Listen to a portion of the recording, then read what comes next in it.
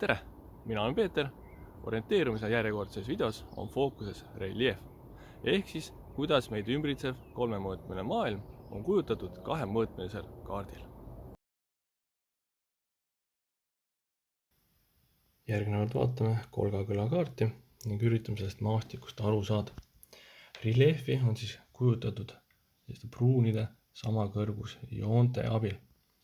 Ja kui vaatame siis samakõrgusjoonte lõike vahet 5 meetrit, mis tähendab seda, et kui sa oled liikunud ühest joonest teiseni, siis sa oled tõusnud või langenud 5 meetrit kõrguses. Samakõrgusjooned jagunevad kolmeks: juhthorisontaal, horisontaal ja abihorisontaal. Juhthorisontaal on siis selline tumedam, horisontaal on siis selline tavaline pruun joon ja abihorisontaal on selline kalkendlik joon. Juhthorisontaalid on märgitud iga 5 joone tagant, mis siis tähendab, et kui on palju tõusu langust, siis ei pea hakkama eraldi neid jooni lugema, vaid sa tead, et siit tulles siiani on vähemalt 5 vahet olnud, ehk siis 5 × 5, 25 meetrit tõusu siit kohast siis siia. Abihorisontaal on aga sellistel juhtudel, kus on maastikul ikkagi tuntav mingi reljeef, näiteks siin on selline väiksem või madalam org, mis ei küündi küll 5 meetri kõrgusele, aga maastikul ikkagi ära tuntav. Sama kõrgusjooni lugedes loomulikult tekib küsimus, et kumb siin siis on, kas tõusmine või langus. Selle aitab selgus saada langujooned, mis siin on siis märgitud pisikese kriipspuna, ehk siis sealpool, kus on kriips, sealpool on langus. Loomulikult aitab siin juhul ka aru saada, kui see on veekogu, et kui see veekogu juurest hakkad eemalduma, siis on ikkagi maastik ka tõuseb. Maastiku lugemine ei pruugi üldse lihtne olla voosekaardi näitel. Kui on vaja näiteks minna siit sinnapoole, siis tekib kohe küsimus, et siin on samakõrgusjoon, aga kas see nüüd on siis tõusev või on see langev? Kui siit hakata nüüd jälgima seda joont ise, siis lõpuks jõuab sellele langujooneni siin kohas, ehk siis siit poolt minnes on tõusmine. Aga selline mikroreljeef on ka väga raskesti loetav maastikul, ehk siis reljeefi lugemine ei ole tegelikult üldsegi lihtne, aga eks harjutama peab.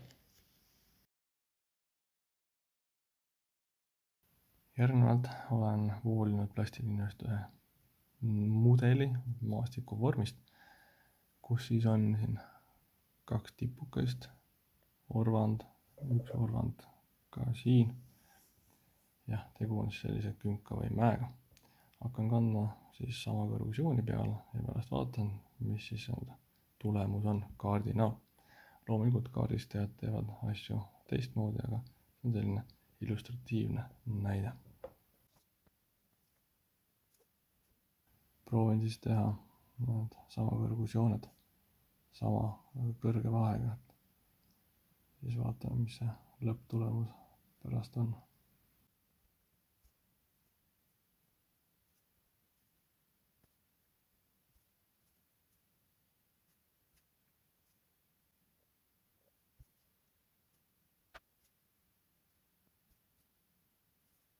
Nii, jooned on nüüd peale tõmmatud ja teeme pealtvaates siis ka ühe pildi.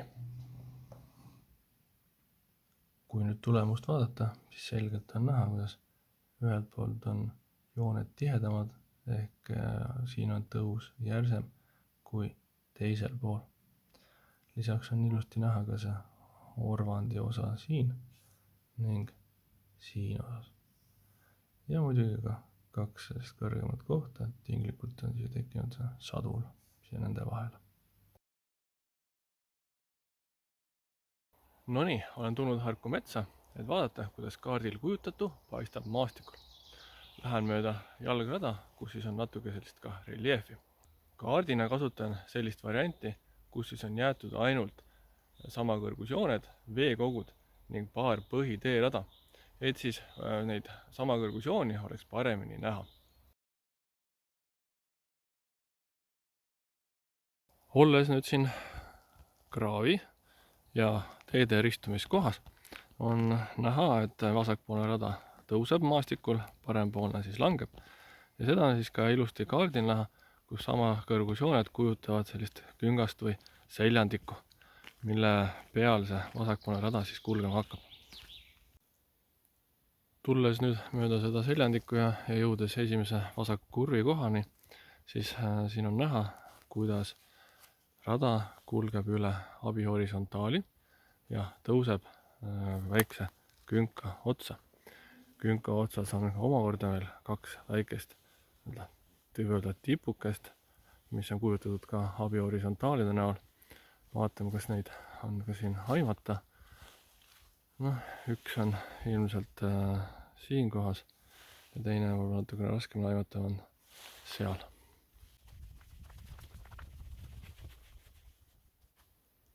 Et siis üks selline väiksem, kõrgem kohakene ja teine väiksem, kõrgem kohakene. Järgnevalt mööda rada minnes ja kaarti vaadates, siis on aru saada, et kõigepealt on langus ja siis on tõus.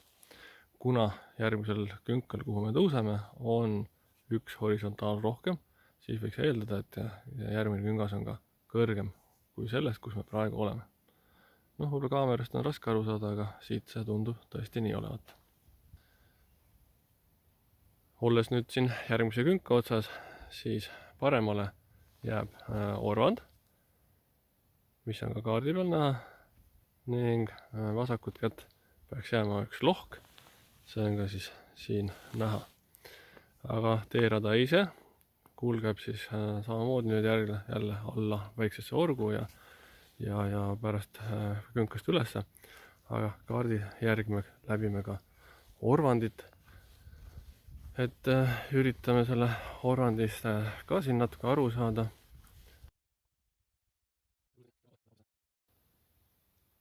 Olles nüüd siin kahe künka vahelises väikses orus, on aimata, kuidas see orvand siin kulgeb.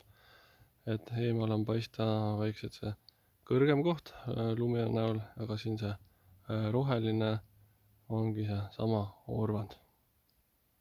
Kohe jõudes järjekordse künka otsa, siis kaardi järgi peaks rajast paremale jääma natukene kõrgem koht. Ja siit võiks ka aimata, et see natuke kõrgem koht on seal.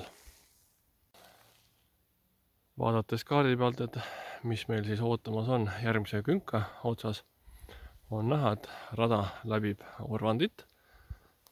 Maastikul võiks see olla ka siin ju ka aimatav. Ning paremat kätte jääb üks kõrgem, väiksem tipuke või platoon, samuti ka vasakule kätte. Et siit ma siis kohe lähen ja vasaku platoo juures on ka üks lohk. Nii. See on siis näha ilusti paremal kõrgem koht ja vasak kõrgem platoo on siis siin. Ja vaatame, kas leiame ka selle lohu ülesse.